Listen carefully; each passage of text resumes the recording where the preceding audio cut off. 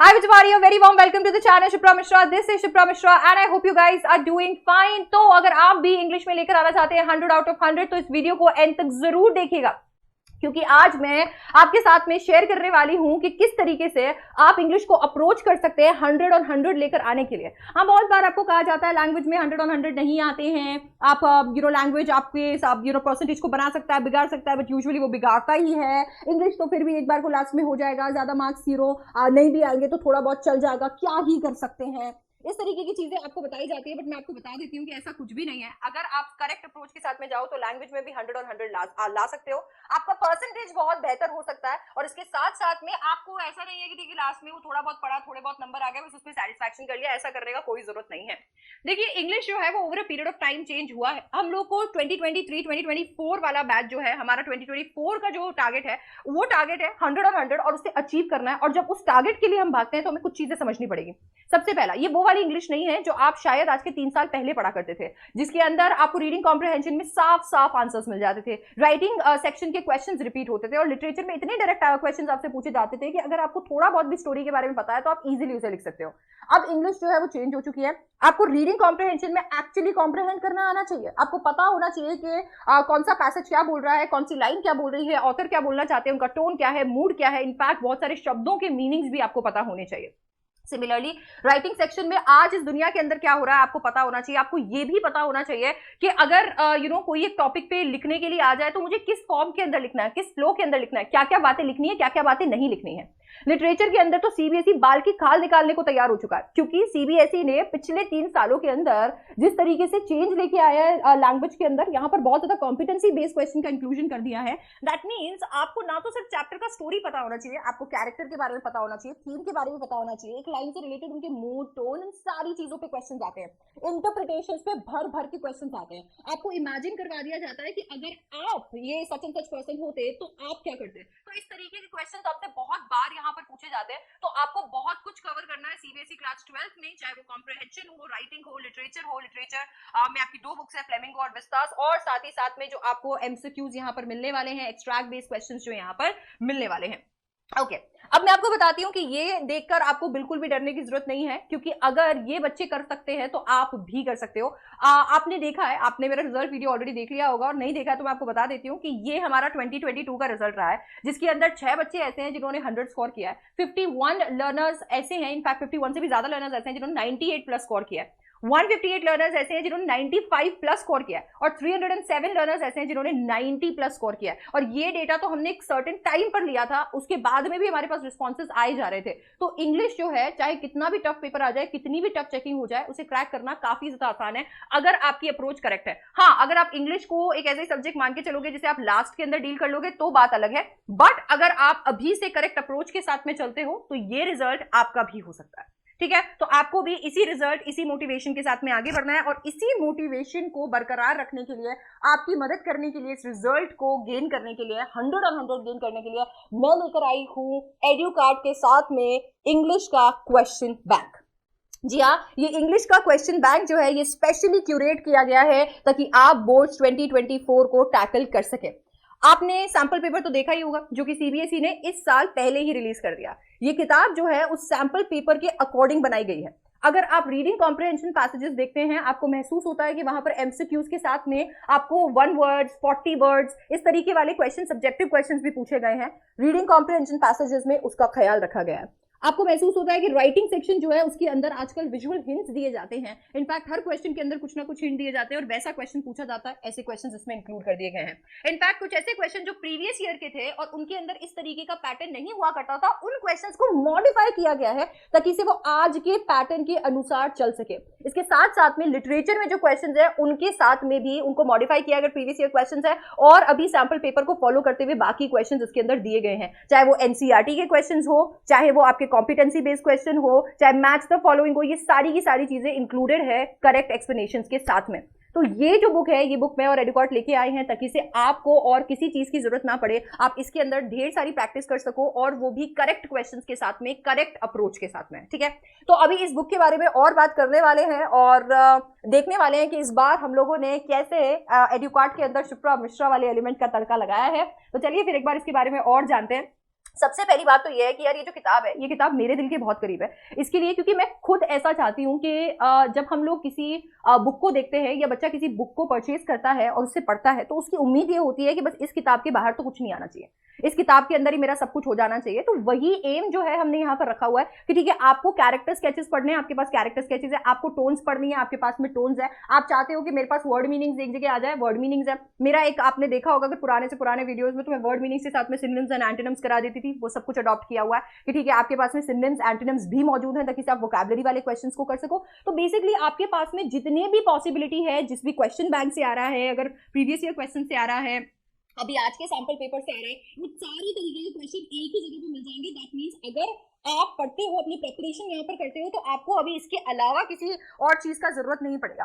तो यार मैंने ना यहाँ पर एक चेकलिस्ट आप लोगों के लिए प्रिपेयर की है, जिससे आपको ये पता चल सकता है कि इस किताब के अंदर हमने क्या क्या डाला है जो आपके लिए बहुत ज्यादा फायदेमंद होने वाला है।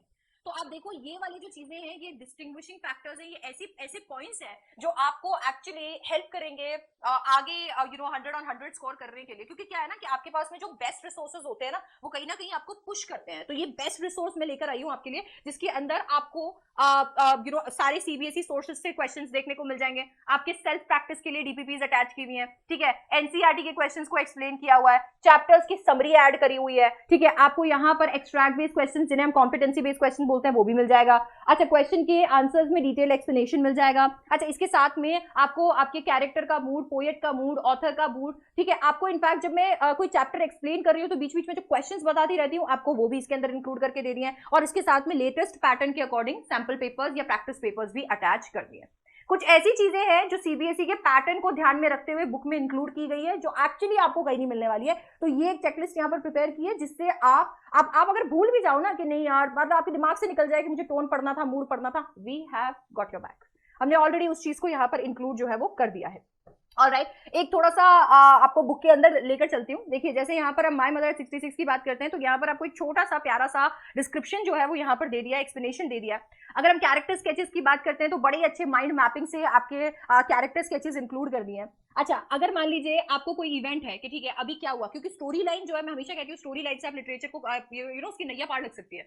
तो स्टोरी लाइन यहाँ पर डाल दिया है, कैरेक्टर का मूड जो हम बताते जाते हैं वो कैरेक्टर का मूड डाल दिया है, इंटरप्रिटेशन डाल दिया है, ठीक है। इंटरप्रिटेशन जो कि मैं बोलती हूँ इंपॉर्टेंट है, सिर्फ समरी सुनने से कुछ नहीं होगा, आपको पता होना चाहिए कौन सा पोएट क्या बोलना चाहता है, ऑथर क्या बोलना चाहता है, कैरेक्टर क्या बोलना चाहता है। तो वो इंटरप्रिटेशन यहाँ पर इंक्लूड कर दिए गए हैं।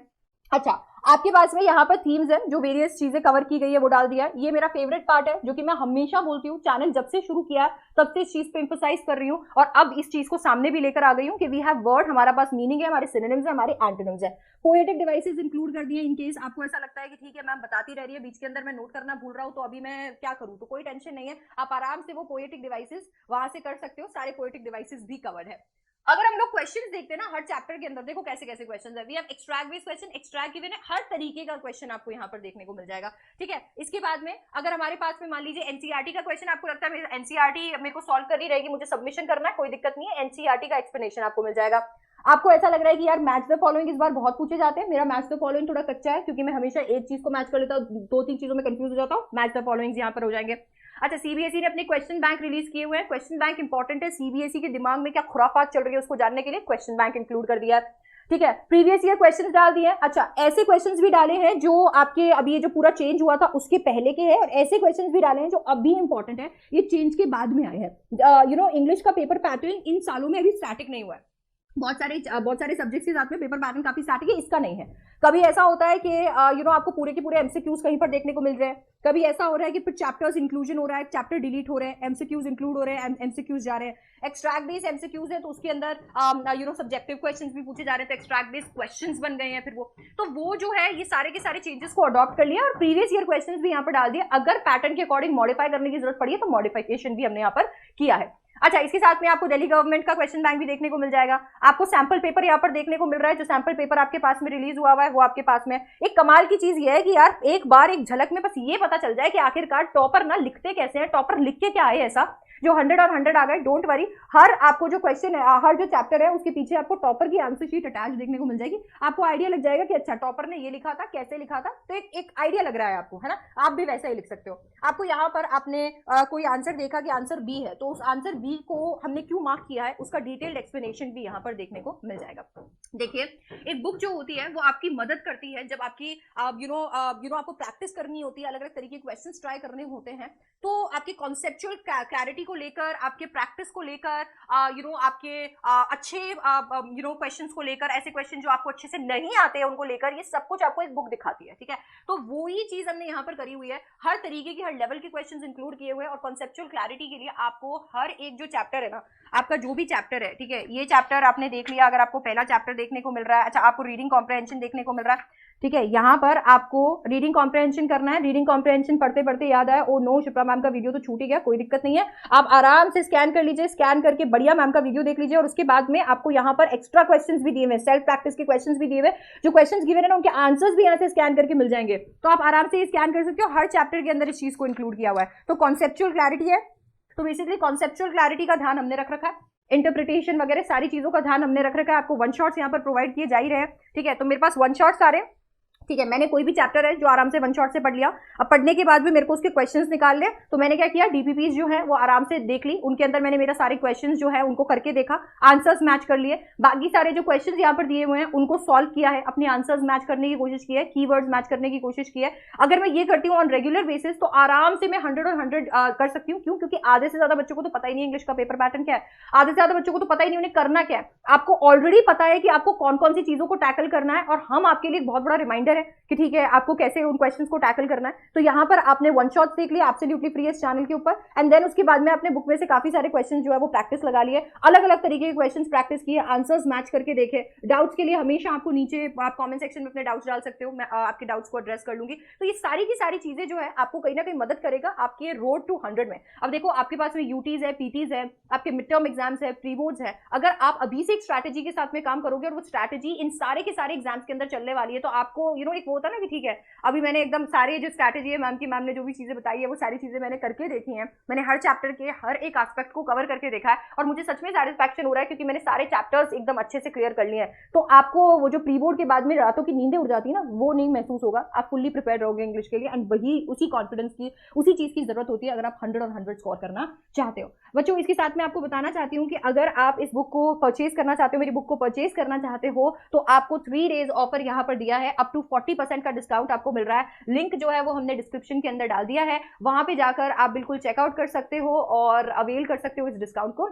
एक चीज याद रखना कि यहाँ पर कोशिश ये की है कि मैं जितना ज्यादा हो सकता है आपको चीजें प्रोवाइड कर सकूं किताब के अंदर, ताकि से आप अगर कोई चीज नोट डाउन नहीं कर रहे हो, कोई चीज छूट रही है, कोई चीज आपसे नहीं लिखी गई, आपने मान लीजिए हो सकता है कि आप इंटरप्रिटेशन भूल गए, तो थियोरेटिकली सारी की सारी चीजें वहां पर मेंशन हो, तो वो एक कोशिश यहाँ पर की गई है। बाकी तो आप जब किताब को देखेंगे तो बिल्कुल मुझे बताइएगा कि आपको कैसा लग रहा है। So that was the surprise, यही था बड़ा सरप्राइज, और फाइनली इसको रिवील कर दिया है चैनल पे। तो अभी चैनल पे भी बिल्कुल शुरुआत होने वाली है, नए नए ताज़ा वन शॉट्स आने वाले हैं, पुराने वन शॉट्स ऑलरेडी आपको चैनल पे मिल जाएंगे पढ़ने के लिए, और हमारी अपनी बुक जो है वो आ चुकी है जिसका हम बेसब्री से इंतजार कर रहे थे। तो बिल्कुल आप इसको भी अपना ढेर सारा प्यार दीजिएगा, और मैं आपसे मिलने वाली हूँ नेक्स्ट वीडियो में। Till then bye bye, take care and I love you guys.